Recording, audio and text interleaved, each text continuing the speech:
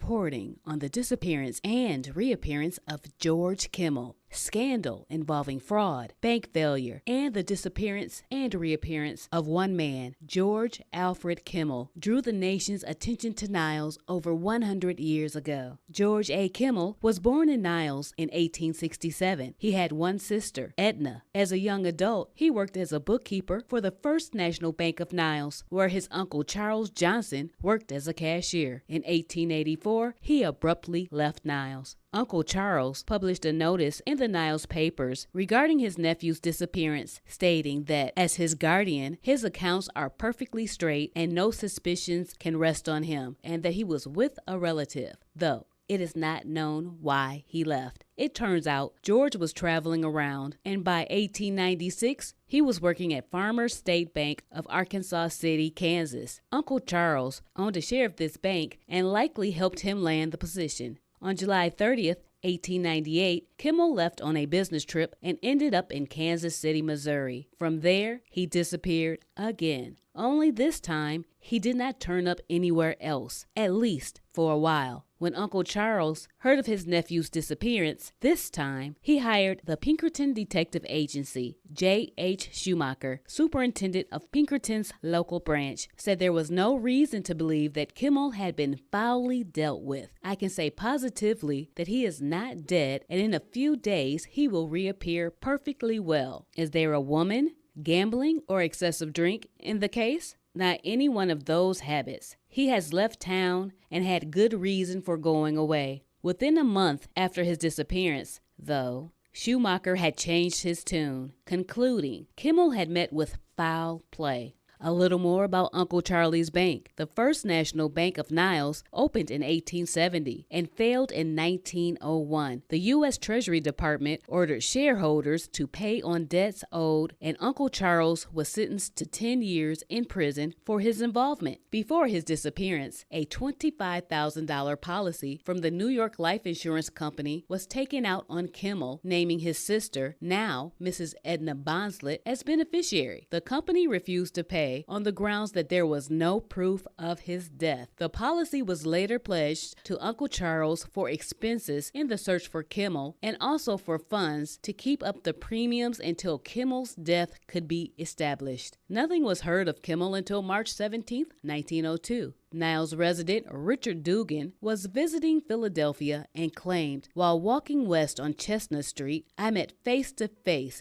George A. Kimmel, who, when he saw me, abruptly turned and hurried away. I followed and overtook him and said, "Hello, George." I asked what had he been doing, and he replied that he had been working for the NY Life Insurance Company and laughed. Kimmel asked him to keep the meeting secret. Dugan then went on to say Kimmel had a watch with a picture of his sister Edna, whom he immediately recognized. The story was reported in the papers and cast more doubt for the insurance company. In 1906, an inmate of the Mattawan Asylum for the Criminally Insane in New York, who was using the name Andrew J. White, claimed to be the long-lost George Kimmel. The man said he was the victim of a plot by his uncle, who tried to pin the bank failure on him. He claimed to have been attacked, kidnapped, drugged, and left for dead. There were reports he was given a drugged cigar. He ended up wandering around and eventually at the asylum. He claims to have, over time, remembered his true identity. A trial was held in 1906 in Missouri. The jury declared the man in the asylum was a fraud and that Kimmel was dead. The insurance company still refused to pay. The case would continue to play out in courts. Andrew White, or George Kimmel, had quite a rap sheet. Andrew White's criminal record included time served for the grand larceny, petty larceny, and burglary under the names James Hosmer and James White and Andrew White. According to some accounts, the NY Life Insurance Company spent about $30,000 trying to prove that White was actually Kimmel. The insurance company sought out Mr. Henry Fox, a good friend of Kimmel's from Niles, who was married to George's cousin Francis. The Foxes traveled to New York at the urging of the insurance company to meet with the supposed Kimmel. Frances Kimmel said her cousin George recognized her immediately, though she was wearing a heavy black veil. White, or Kimmel, was released from the asylum in 1911 and returned to Niles. It caused the greatest sensation Niles has ever had and became a universal topic of conversation across the country. The Associated Press sent a team of reporters, and many important national papers reported the scene.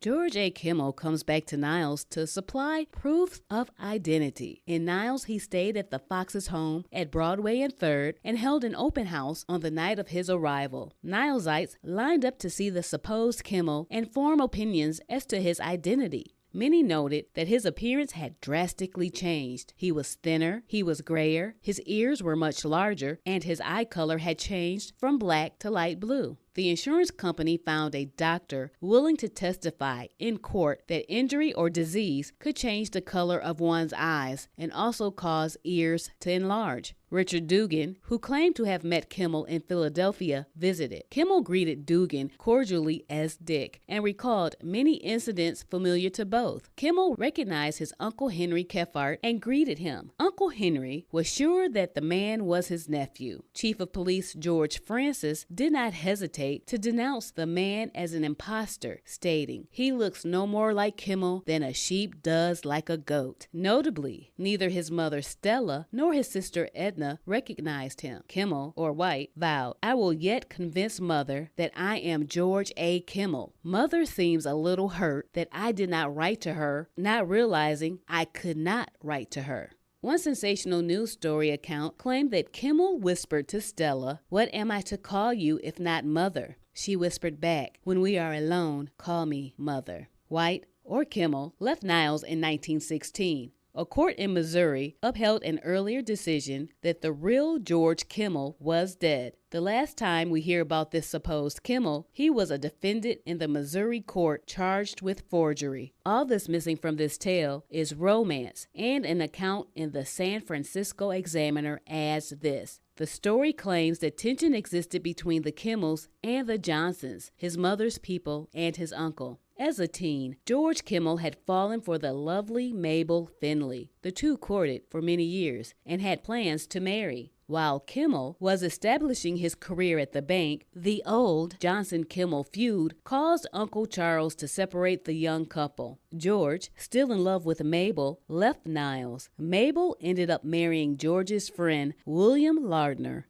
The bouts of amnesia Kimmel suffered caused him to completely forget his lost love. However, upon his return to Niles, Mabel visited him and he was persuaded to try surgery in Chicago to fully recover his memory. Reports say that upon waking from surgery, Kimmel's first words were, "Where's Mabel?" It was claimed when the surgeon's knife relieved the compressed cells, out she popped in all her youthful charm to add the most tragically romantic chapter in the mystery of George Kimmel's double personality. The story ends with more questions than answers. Were Andrew White and George Kimmel the same person? If not, what was White's motive for impersonating Kimmel? Whatever happened to the real George Kimmel? Was Uncle Charles the villain responsible for Kimmel's disappearance? Is the account of Mabel Finley true? We are still asking these questions today. What do you think?